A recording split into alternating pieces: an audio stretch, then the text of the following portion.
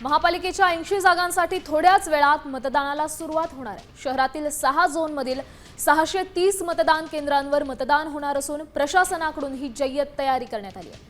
पंचरंगी लढतीत 80 जागांसाठी 488 उमेदवार रिंगणात आहेत। मतदार केंद्रावरील तयारीचा आढावा आपण घेतोय।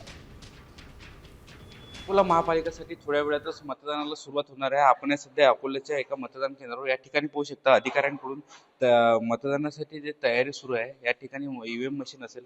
आता या ठिकाणी थोड्या वेळातच मतदानाला सुरुवात होणार आहे। अधिकाऱ्यांकडून मतदान प्रक्रियेसाठी पूर्ण तयारी केल्या जात आहे। या जवळपास एकंदरीत पाहिलं तर अकोला महापालिकेच्या 80 जागांसाठी मतदान आज होणार आहे। अकोल्यातील जवळपास 630 मतदान केंद्रावर आज मतदान प्रक्रिया पार पडणार आहे। सकाळी 7:30 वाजतापासून मतदानाला सुरुवात होणार आहे। एकंदरीत जर पाहिलं तर अकोल्यामध्ये पचरंगी लढत आपल्याला पाहायला मिळणार आहे।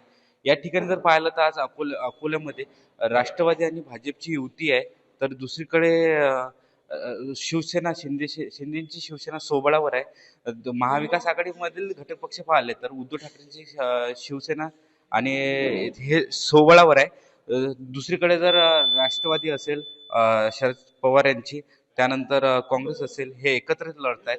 उद्धव ठाकरेंच्या शिवसेनेला पाहिलं तर प्रहार असेल, मनसे असेल सोबत आहेत। एकंदरीत अकोला जिल्ह्यामध्ये चांगली लढत पाहायला मिळणार आहे।